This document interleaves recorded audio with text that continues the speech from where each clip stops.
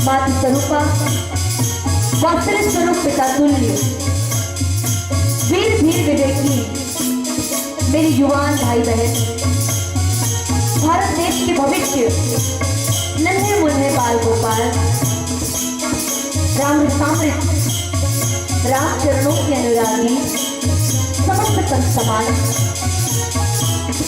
अपनी भागीरथी प्रयास से पावन श्री राम कथा का आयोजन करने वाले समस्त आयोजक बंधुगण, अपनी सुमधुर वाणी से मंच का संचालन कर रहे संचालक महोदय जी और मंच पर आसीन मानस महाव्योम के आलोक परम ज्ञानी नील शिर विवेकी निर्णायक, आप सभी के श्री चरण कमलों में हमारी श्री योग वेदांत बालिका मानस परिवार, रेलवे कॉलोनी पांडे पारा पालो सादर नमन करती है, प्रणाम अर्पित करती है। आइए, परम सौभाग्य की बात है, ग्राम सागी कछार के पावन भरा गांव प्रभु की यह सुंदर कथा हो रही है और आप सभी ने इसके लिए हमें यहाँ बुलाया। सबसे पहले इसके लिए आप सबको धन्यवाद ज्ञापित करते हैं। आइए आज के लिए श्री रामचरितमानस गान के 7 सोपानों में से पंचम सोपान सबसे सुंदर कांड है और नाम भी है सुंदरता। सोहा क्रमांक 8 की कथा से आपको जोड़ेंगे, जहाँ पर गोस्वामी बाबा जी लिखते हैं, निज पद नयन किए मत राम पद कमल ली, पर सुखी भापवन देख जाती।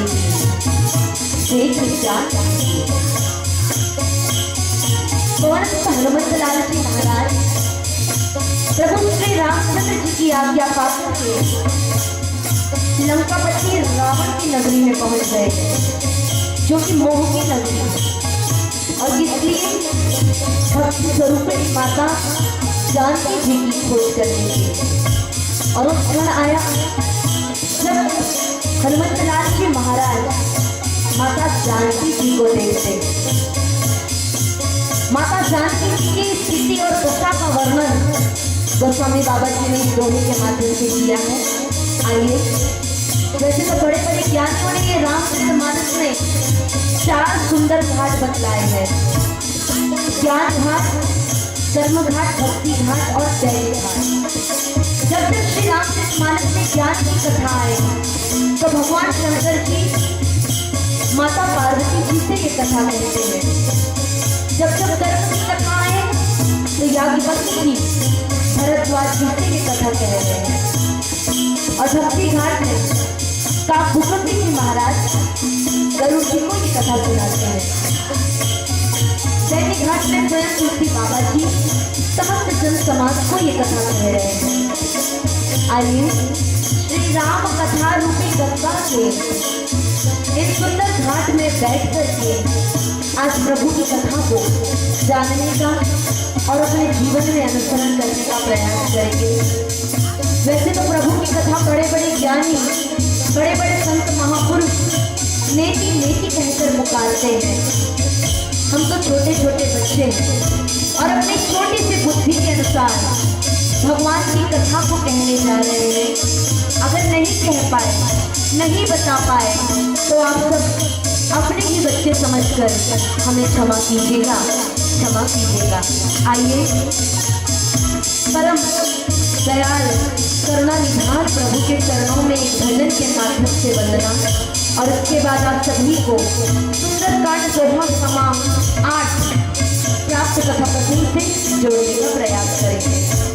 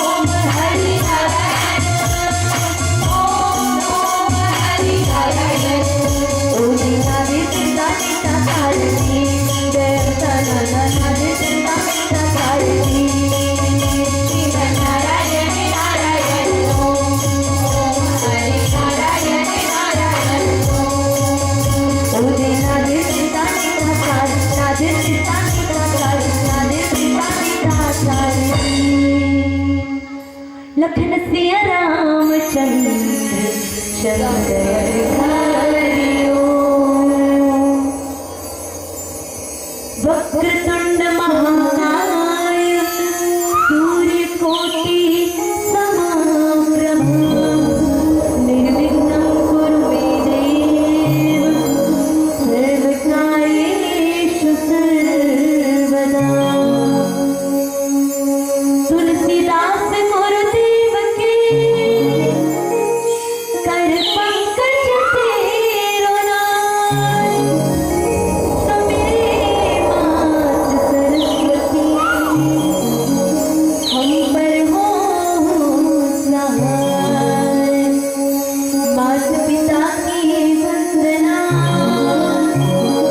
करते बारंबार, श्रद्धालु श्रोता जना नमन करो स्वीकार, नमन करो स्वीकार। लखन सिया रामचंद्र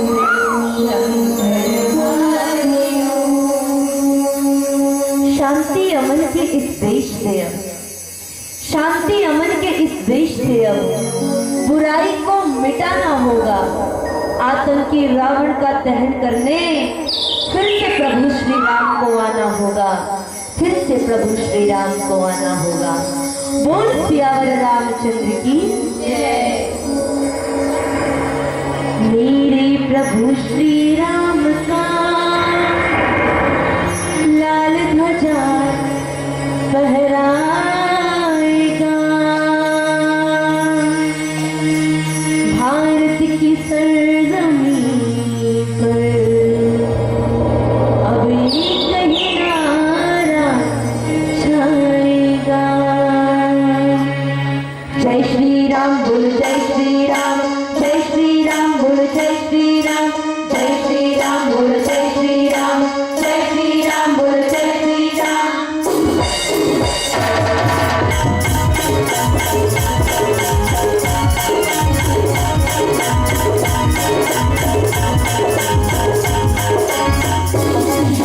हर हर राम राम, जय श्री राम, हर हर राम राम, जय श्री राम।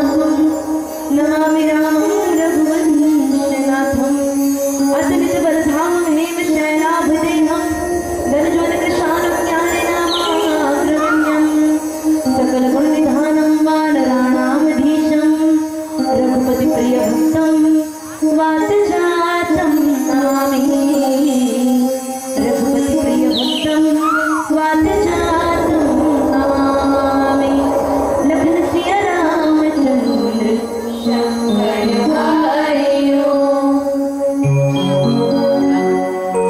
परमपिता परमात्मा प्रभु श्री राम की कृपा से प्रभु की सुंदर कथा को सुनने आए समस्त श्री राम भक्तगण, आओ श्री रामचरितमानस की कथा को जानने के पहले हम ये जान लेने का प्रयास करें कि क्या है श्री रामचरितमानस।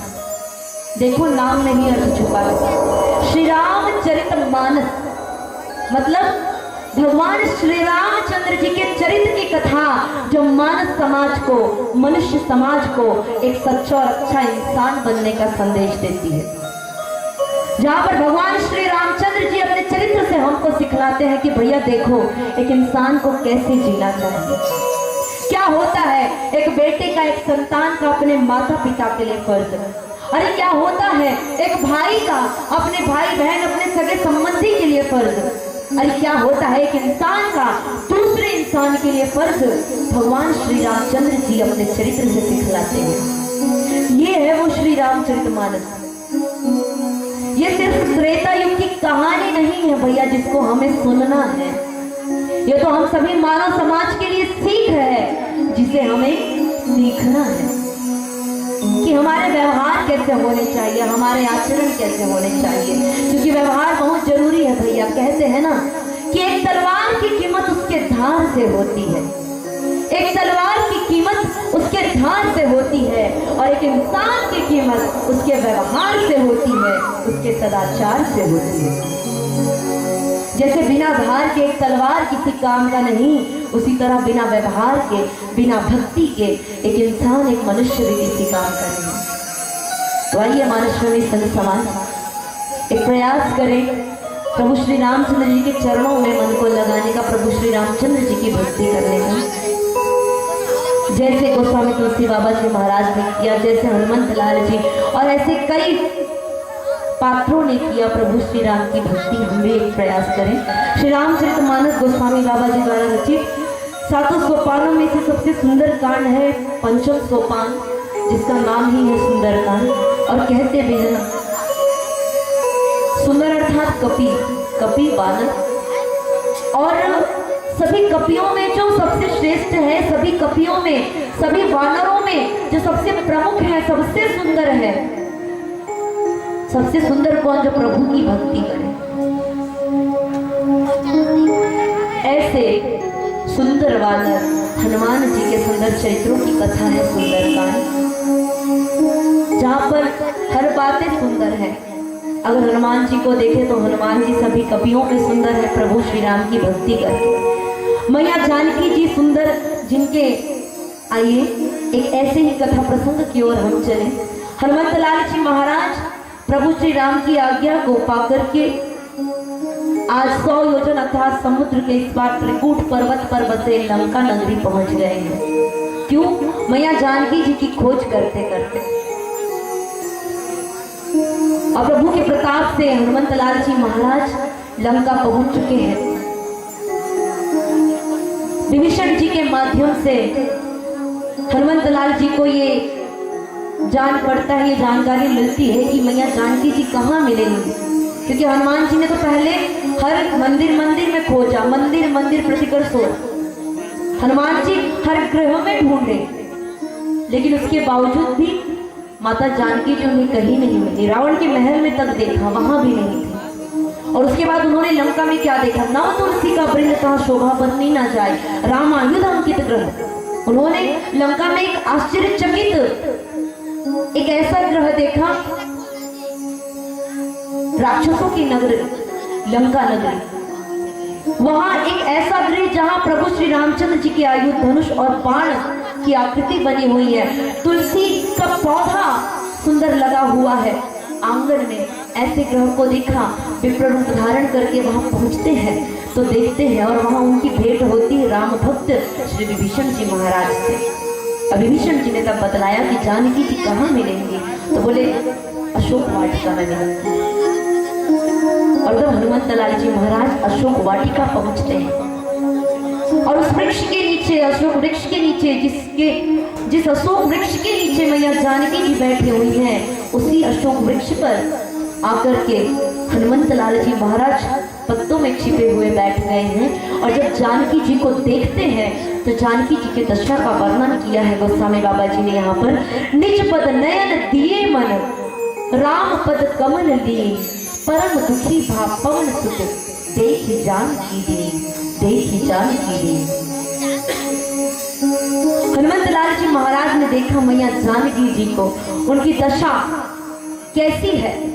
मैया जानकी जी के नेत्र जो है, मैया जानकी जी अपनी नजर एक टक अपने चरणों में देख रही है, अर्थात नीचे की ओर ही देख रही है, नीचे धरती पे देख रही है, अपने चरण की ओर देख रही है। और निरंतर प्रभु श्री रामचंद्र जी के चरणों में मैया जानकी जी का हृदय, मैया जानकी जी का मन लीन है।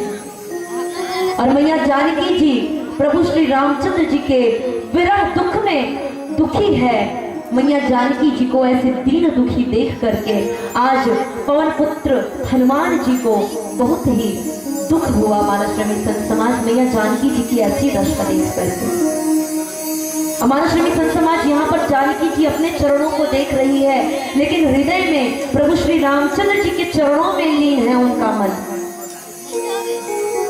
और एक तरफ हनुमंत लाल जी महाराज जो अशोक वृक्ष के पत्तों में छिपे बैठे हैं, वो स्वयं कौन है? भक्तराज हनुमंत लाल जी है। और जानकी जी स्वयं कौन है? भक्ति है। और हनुमंत लाल जी महाराज आज मोह की नगरी में, लंका नगरी में भक्ति की खोज में पहुंचे। और देखिए, जब भक्ति स्वरूपिणी माता जानकी जी तक पहुंचते हैं तो आज भक्ति को इतना कमजोर देख करके, प्रभु के विरह में उन्हें ऐसे दुखी देख करके आज भक्त हनुमंत लाल जी महाराज बहुत दुखी हुए। आइए मानसश्रमी संत समाज ऐसे विरह पीड़ा का वर्णन गोस्वामी बाबा जी ने यहाँ पर किया। तुलसी बाबा जी महाराज जो कि अपने सुंदर पंक्तियों में प्रभु श्री रामचंद्र जी, जानकी जी, हनुमंत लाल जी के सुंदर चरित्रों का यहाँ पर वर्णन किए हैं। आइए ऐसे तुलसी बाबा जी महाराज के साथ हम भी इस श्री रामचरितमानस की गाथा के साथ साथ चले। आइए प्रभु के चरणों में एक भजन, उसके बाद आगे कथा प्रसंग से जोड़ेंगे। बोल सियावर रामचंद्र की। पढ़ लेगा सुन लेगा तुलसी के बानी, पढ़ लेगा सुन लेगा तुलसी के बानी, तोर जिंदगानी बन जाही। प्रभु के भजन ना कर ले भैया, तोर हृदय माराम समाही, तोर हृदय माराम समाही। आओ ऐसे गोस्वामी तुलसी बाबा जी महाराज के चरण कमल मां और गोस्वामी तुलसी बाबा जी द्वारा रचित यह श्री रामचरितमानस के माध्यम से मानसश्रमी संत समाज हम भी उसी प्रकार प्रभु श्री राम की भक्ति को पाने का प्रयास करें जैसे हनुमंत लाल जी ने किया। आइए प्रभु के चरणों में ये भजन। बोल सियावर रामचंद्र की।